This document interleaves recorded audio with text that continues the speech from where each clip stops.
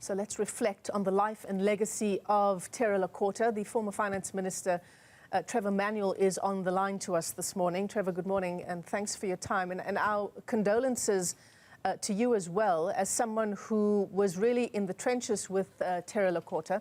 One of the headlines this morning telling us that he was a pioneer for democratic South Africa, and much of that fighting for democracy was in the UDF.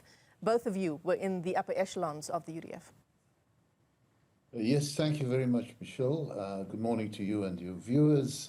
I think that in the fullness of time, Mosiuoa's passing will be understood as a major loss. His determination to build a democratic South Africa was unparalleled in many respects. I got to know him in 1982 when he just came off Robben Island, saw him rise and pull us along in the construction of the UDF. His energy was boundless. He got across the country, he spoke to people everywhere, and was very, very determined to ensure that we could deliver a democratic South Africa. I forget the number of times he was detained between that point in 1982 and 1994, but it was countless times. He crossed every part of South Africa in order to reach people, and people was his forte. After 94, as you know, he first became Premier of the Free State, and there he did amazing things. I mean, he went and spoke to some very recalcitrant Afrikaner farmers to try and bring them across the line into democracy. And he just called them up and said, I'm coming to your house for braai on Sunday. And people always welcomed him. There was a split because of his determination to root out bad behavior in the ANC. And then he came to Cape Town as initially Deputy Chair of the National Council of Provinces, and then later Chair of the NCOP. That was it. It was his energy post-Polokwane that sort of split from the ANC to form COPE. And he's one of those individuals who didn't allow party political affiliations to stand in the way of friendship. And we remained friends, and I can say without fear of contradiction, right to the very end of his life. He was a truly remarkable being and a wonderful friend. Yeah, you start off by telling us, you know, in the fullness of time, we will understand perhaps more clearly the legacy of Mosiuoa Lekota. And it's easy to forget, I suppose, isn't it? Just given everything that's happened since the Polokwane Congress, how COPE was formed. We know that it didn't make it back to the National Assembly again. After the last election, after 2004, but, pardon me, 2014, I think it was, or perhaps even later. But no, all 2024. 2024, yeah, thank you. And it's easy to get caught up in that kind of recent history, right? COPE, its implosion, its failure to come up as an opposition party. And so we sort of discard the rest and perhaps more important history of a person. Yeah, in fact, you know, if you look at the point in 2009 when COPE broke onto the scene, they could easily have become the largest opposition party.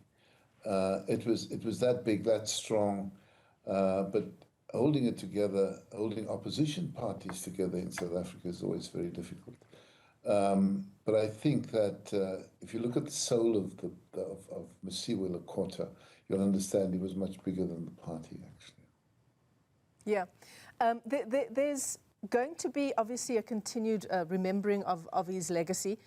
What kind of legacy do you think he leaves on his current peers, perhaps even the president? And I'm not sure you want to wade into these kind of political waters right now. I don't want to wade into those waters, but I do want to talk about his boundless energy. Saying that when we first met in 1982, he'd just come off Robben Island after serving 5 years there and about 2 years awaiting trial. And he stepped right into the fray of building a new movement. And that was so fundamentally important. We needed to be pulled along and pulled up. It's hard to look back, Michelle, and realize just the impact of the repression of the 1960s and then post-1976 and what it did to a young generation of activists. But it took the bravery and the boldness of somebody like Mosiuoa Lekota to be a great inspiration to my generation. And that was the admiration that we had for him. And that admiration could extend way beyond party political lines. Yeah, born in 1948, also the advent of the apartheid system itself.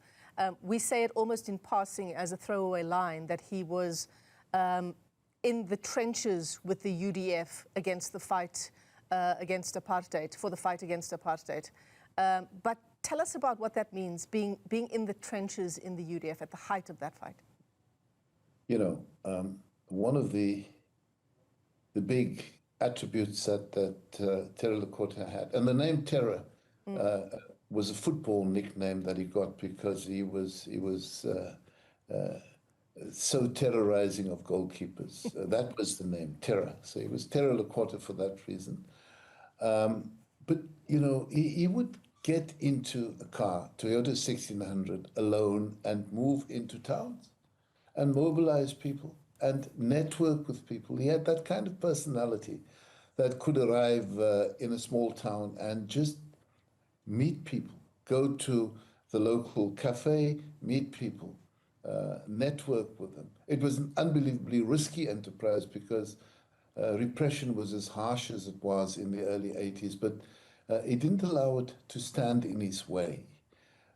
He was, as a result of the Delmas trial in the late 1980s, again convicted of terrorism, back onto Robben Island. He was released, I think, in about 1991, or could have been 89 on appeal.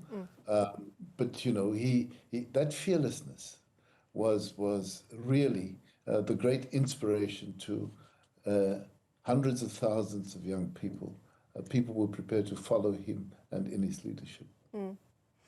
As you take us on this walk down memory lane, Trevor, is it bringing up those memories and perhaps giving you a chance as well to reflect on your time in the UDF with Terror Lekota? You know, I did a podcast last week and I spoke about this. It wasn't about this, but I spoke about this because it was truly phenomenal when we launched the UDF in Mitchell's Plain in August of 1983. A number of people sitting in their armchairs didn't give us a chance. The question is, what allowed us to break through against P.W. Botha's National Party repressive machinery? It was the ability to analyze, understand, and mobilize people. And you couldn't look at that period without understanding the contribution of a Mosiuoa Lekota. I mean, just pause for a moment, Michelle. I don't know. I assume that you were very young in those years, but between the launch of the UDF in 1983 and the declaration of the first state of emergency in July of 1985, it was just a little blip in the greater history of this country, but it was an unbelievably powerful blip where people were mobilized across the length and breadth of the country. That was the power of somebody who was as visionary as Mosiuoa was, and in many respects as fearless as he was as he went about his daily work. Yeah. The death of Mosiuoa Lekota giving us an opportunity this morning to go back to our important history, parts of our important history as a country. Trevor Manuel, let me thank you for your time on Newzroom Afrika.